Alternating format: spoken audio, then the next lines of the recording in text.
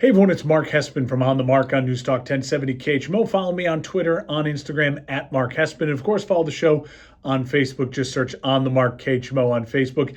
It's time for my post-week 6 NFL Power Rankings, plus a little of my thoughts on the Chicago Bears, as I always like to give a kind of a midweek report now, dealing with the Justin Fields thumb injury. Lots to talk about, so let's try to make it quick. Let's get to it. Post-week 6 NFL Power Rankings. Starting at number 10, working our way to number 1. Number 10, new to the power rankings this week, the Houston Texans. I'm telling you what, CJ Stroud is really, really fun to watch, and he is playing really solid football. The thing I like most about this Texans team besides CJ Stroud right now is he's making plays with not a ton of playmakers, not a lot of big name guys on that offense around him, a really solid offensive line. But then the defense, DeMeco Ryans, the new head coach, has really instilled the defense. He has created a culture. He brought in Jimmy Ward from San Francisco with him and kind of instilled this fast-paced, physical defensive threat. I really like what the Texans are doing. The Texans, who would have guessed through week 6, they would be in a power rankings, but here they are, and a lot of it's done to the young quarterback and their rookie head coach building a culture. Number 9, the Cincinnati Bengals, new to the power rankings this week. Listen, the Bengals have finally kind of gotten their rhythm going. Joe Burrow looks healthy, and all those are great signs for Cincinnati.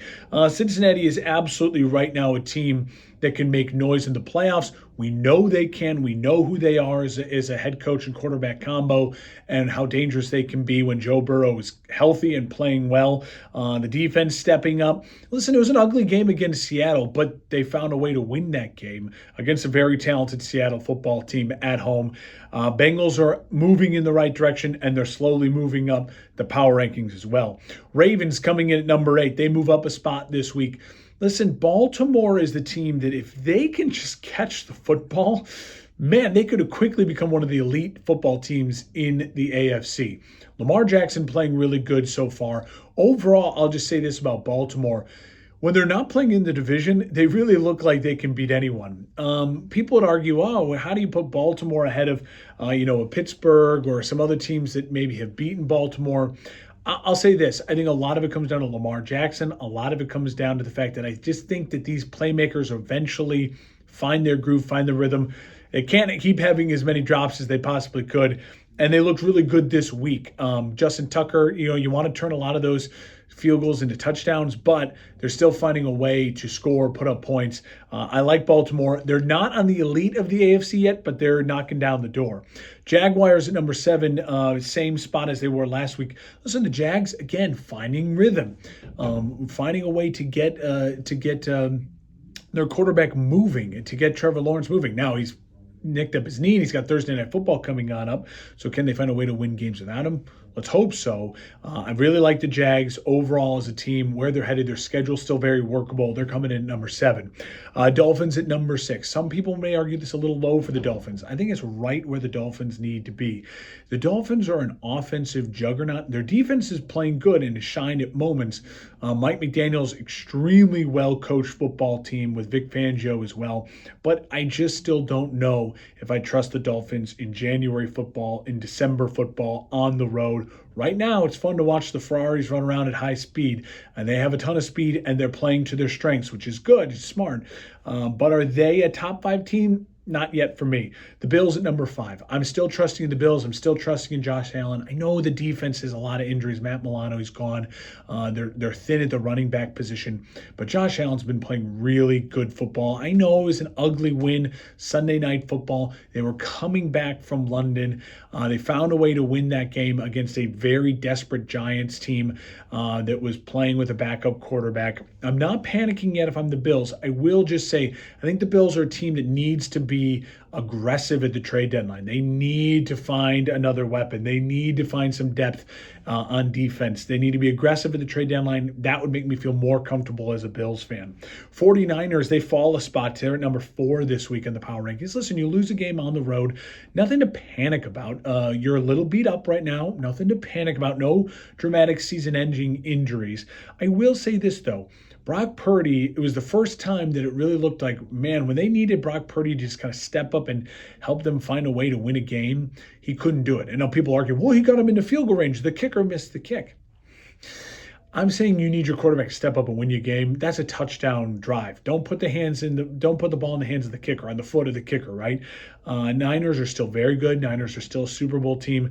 But you're starting to see some of the things I've been concerned about with Brock Purdy since day one is, can he do it in the biggest moments when his team needs him without the real MVP of the team, Christian McCaffrey? Couldn't do it this week against Cleveland. Philly falls 2 spots from number 1 to number 3. The loss for Philly, to me, the concern is the fact that what I loved about Philly a couple of weeks ago is the identity. They were able to run the football.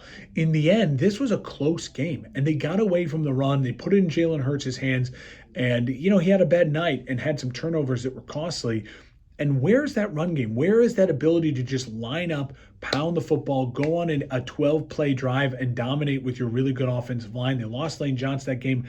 So there's some concerns with Philly. Get back to that identity, running the football. Come on, Philly. You'll move back up the power rankings. Number 2 this week, the Detroit Lions. I wanted to put them 1. I wanted to, but I couldn't. We'll get to that in a second. But the Lions are, to me right now, the best team in the NFC. They are absolutely a Super Bowl contender. The Lions have such a physical brand of football, and Jared Goff statistically has been the best passer down the field on deep throws so far. He is electric. This offense is electric. They can hit you with big plays. They can pound you with the run game. And their defense is improving week by week by week. Hutchinson's a star. They have some really good interior defensive line play as well. I love the Lions. Happy for Lions fans right now. They look great. Chiefs at number 1. The only reason the Chiefs get the nod over the Lions right now, I know the Lions beat the Chiefs, but they didn't have Travis Kelce in that game. The Chiefs are the hottest team in football. They're on such a win streak right now, and their defense is carrying them, which is shocking. I mean, it's the best defense Patrick Mahomes has had by far. And so it's giving this offense time to keep figuring things out. The rookie receiver, Rice, you'll get him involved more with Travis Kelce. I think this offense will slowly catch up to the defense. Right now, I still think the Chiefs, with Patrick Mahomes, the best player in football, best quarterback in football, there should be no panic. They're the top of the power rankings. As far as my Chicago Bears go, listen, I think the thing that really frustrated me and many Bears fans after the loss against the Vikings is that obviously you're riding high. You had 2 good offensive performances in a row from your young quarterback in Justin Fields, and he gets himself injured. I mean, he just was off from the start. The game plan was bad. And that's not his fault, but he's got to protect himself. Throw that football away. The only reason he's dealing with a dislocated thumb, it's his own fault. He refused to either run on that play and held the ball, and then the last second tried to throw it out really quickly, lands awkwardly, dislocates his thumb. He's got to protect himself better. I still stand by the fact that as soon as Justin Fields is healthy, he needs to be playing every snap for the Chicago Bears. When he's healthy, he has to be playing. Tyson Bagent, this will be a kind of fun to watch him for a week. Now, listen, I'm excited for Tyson Bagent. Hopefully he can prove that he can play at this level and be a nice backup and make a lot of money in his career and play in the NFL. He's not the Bears starting quarterback for the rest of the season, and he shouldn't be the Bears starting quarterback going forward in any way, shape, or form. But if he can be a nice long backup and prove himself, that's exciting. Overall, my disappointments continue. I think this is the worst coach team in football. The discipline is not there. You're seeing that Cody Whitehair video go around. Obviously, the center position needs to be addressed. The Bears are just not consistent enough in the interior, the offensive line, right? Tevin Jenkins, they're great. Borum's been playing okay football. The rest of the offensive line needs a lot of work and is undisciplined. The mistakes they're making for veterans, especially like Cody Whitehair and Nate Davis, he's injured again. It's just undisciplined, and it's bad coaching. The game plan was bad. The defense showed up. They had a nice, okay game. They're getting their players back healthy. That's good. But offensively, you start with the sack. You're just clearly not prepared for what Minnesota's going to hand or throw at you. That's horrible game planning. That's bad coaching. Luke Getsy.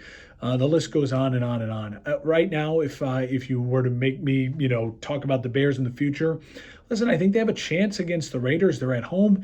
The Raiders have, if you can block Max Crosby, then you can handle the Raiders defense. And if you are the Bears offense, you're going to be without your starting quarterback. But the Raiders defense is manageable to score points on if you handle Crosby. And the Raiders are without their starting quarterback. So maybe the defense can show some teeth. Be an ugly game. I'm always rooting for my Bears to win. You know that. I'll be rooting for them to win this weekend. I just want it to be known Tyson Bagent isn't the guy. No matter what happens, he's not the guy. And as soon as Justin Fields is healthy, he needs to be the starting quarterback of the Chicago Bears. Thank you so much. Follow me on Twitter and Instagram at Mark Hespin. Tune in Saturday mornings to On the Mark News Talk 1070 KHMO and the KHMO app. Follow On the Mark KHMO on Facebook, and we'll see you Saturday mornings.